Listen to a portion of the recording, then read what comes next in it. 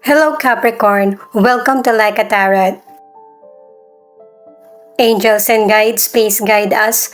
Ano ang message ng mystical cards para sa mga Capricorn?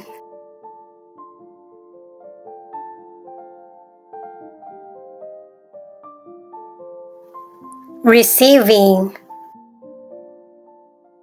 Tanggapin mo yung mga plinano ni God para sa iyo at magtiwala ka sa timing ng buhay mo. Limitless. Maging open na tanggapin yung experience at saka milagrong nangyayari sa iyo na magagamit mo sa hinaharap. Trust.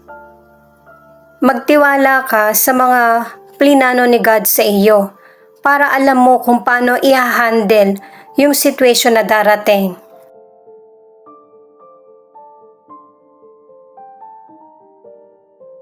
Alamin muna natin kung bakit ipinakita itong receiving. Para sa mga bagong viewers, ang reading na ito ay timeless reading, general reading at guide po lamang. Hindi po magre-resonate sa lahat kaya kunin mo lang yung akma sa sitwasyon mo. At kung kailan mo napanood ang reading na ito, yun ang start ng 1 week reading para sa iyo. Ikaw na bahala magpalit kung si person mo ito o ikaw. Angels and guides, please guide us. Bakit ipinakita itong tatlong mystical cards para sa mga Capricorn?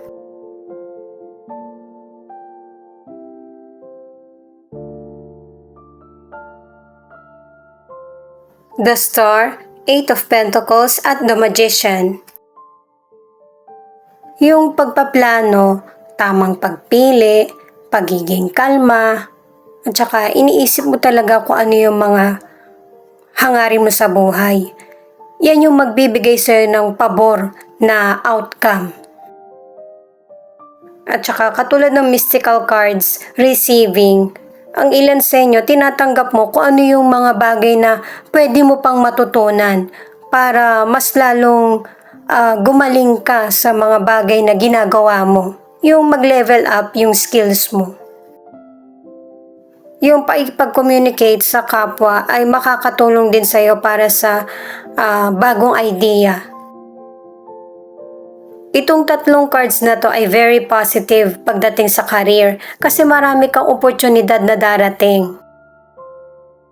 Ang ilan sa inyo ay merong job offering sa ibang lugar o kaya ibang bansa. Ang ilan naman ay yung magkakaroon ng promotion. Yung magandang nangyayari sa iyo sa career ay may magandang resulta rin para sa financial mo. Para sa ilang single, hindi ka magtatagal na single. Kasi ang ilan sa inyo, yung potential person, malapit lang. Ang ilang single, gusto mo magkaroon ka ng love life at saka career. Pero, ang dapat mo lang gawin ay balansehin ito. Itong limitless naman ang alamin natin na card. At saka guys, sa mga single, kailangan equal yung love life at saka career.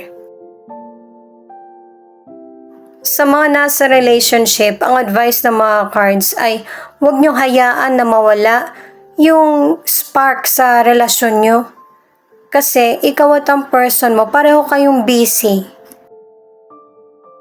Kasi pareho nyong gustong ma-achieve yung pangangailangan at saka goal sa buhay. Ang ilan sa inyo, nagtatalo kayo ng person mo kasi pareho kayong walang panahon para sa relasyon na dapat mas bigyan ng pansin. The Devil, Four of Cups, at the Sun. Kung wala kang time, may hindi ka magandang behavior, kailangan mo na itong baguhin. Kasi yung pagbabago, hindi naman yan makakasama sa'yo. May limitless pa nga na chances na darating. Kasi guys, kung walang pagbabago, wala ding darating na oportunidad, mamimiss mo yung mga maganda sanang pagkakataon na para sa iyo. Pero may chances ka pa rin naman, lalo na kung magbabago ka. Sa financial, ito na yung tamang panahon na kailangan malaman mo kung ano yung mga ginagastos mo.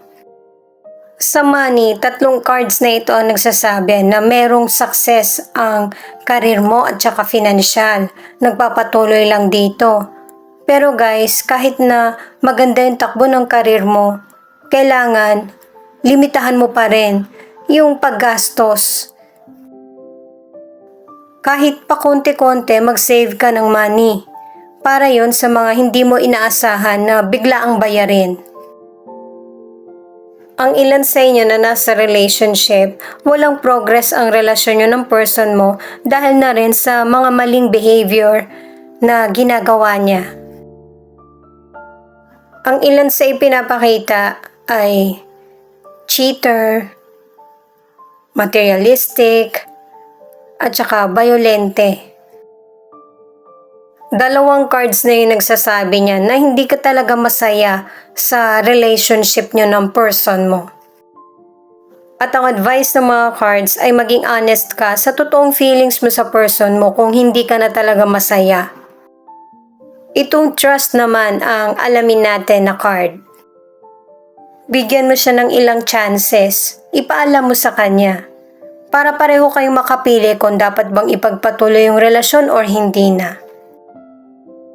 Para sa ilang single, may potential person na nagpapakita ng interest sa'yo. Minsan, nagpaparamdam siya, minsan naman hindi. Kaya ang advice ng cards ay piliin mo yung person na nagbibigay importansya sa iyo. Pinapakita sa cards na interesado yung person, pero mas meron siyang binibigyan ng atensyon, maybe person o kaya yung karir niya. Pero hindi ka kailangan malungkot kasi hindi lang naman yan yung potential person na darating sa iyo. Marami pa. Lahat ng cards mo ay connected, lalo na itong The Wheel of Fortune, Knight of Cups at Ten of Cups. Wala kang dapat ikabahala at magtiwala sa plano ng Diyos sa iyo. Sinabi na rin ng mystical cards. Ang ilan sa inyo sa health dahil sa tahimik yung buhay mo, mas nagiging maganda yung kondisyon ng kalusugan mo. Ang ilan sa inyo napaka-energetic. Feeling mo bata ka pa, pero mas mabuti na yung ganun. At kung meron ka mang illness ay makaka-recover ka din soon. Sa relationship, kumikilos yung kapalaran mo. Kumbaga, nababago na yung sitwasyon, pumapabor sa iyo. Ang ilan sa inyo na nasa relationship, nagkaroon kayo ng problema ng person mo dahil sa mga responsibilidad o kaya dahil na rin sa oras. Pero, magkakaroon din ng improvement. Kumbaga yung problem nyo ay pansamantala lang.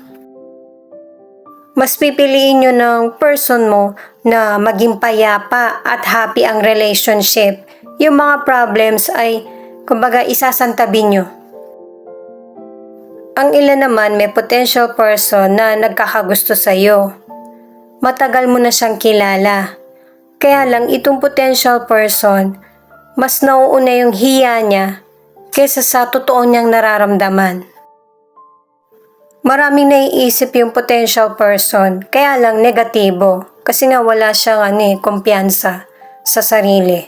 Pero yung feelings niya ay totoo sa iyo. At saka itong lahat ng cards na ito, mula pa lang sa mystical cards ay pare-pareho na yung sinasabi na meron talaga magandang buhay para sa iyo. Una ay palitan yung maling behavior, magtiwala, at saka piliin kung saan ka magiging happy at yung magiging payapa. 2 of Pentacles, ito naman yung bottom of the deck na ang ilan sa inyo ay gusto mo ng dagdag kita o kaya yung magkaroon ka ng ibang trabaho, yung bang side business. Kasi ang ilan sa inyo gusto mo na yung kita mo ay sumasapat sa mga pangangailangan nyo ng family or ng person mo. Itong 2 of Wands naman ay hindi mo na pinagdududahan yung sarili mo patungkol sa tagumpay kasi marami ka ng pinagdaanan. At ang advice kung dalawa yung trabaho mo, mas mag-focus ka sa pinaka-active. Yun bang mas nagbibigay sa'yo ng kita para matugunan yung mga pangailangan mo? At saka ang ilan sa inyo, confident ka sa mga choices na pinagdesisyonan mo. Itong judgment naman ay ready ka para sa mga hadlang or trials na darating sa mga pinaplano mo. At saka alam mo na tama yung mga decisions mo at ito yung magpapatibay sa'yo para mas lalo ka maging successful. At ang advice ay huwag kang padala sa takot o kaya pagdududa kasi ikaw yung magkokontrol ng buhay mo. Siya nga pala guys, marami po salamat sa mga nag-like, share, comment, and subscribe at pati na rin po sa mga nakikinig at nanonood. San man panig kayo ng mundo, ingat po kayo palagi. Ito naman ang angel number mo.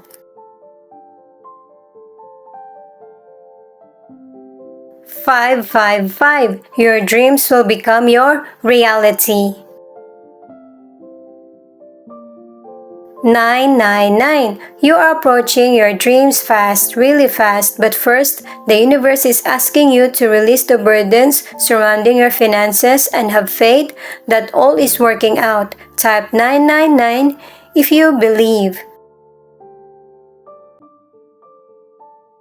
444. Listen to what someone might be saying to you.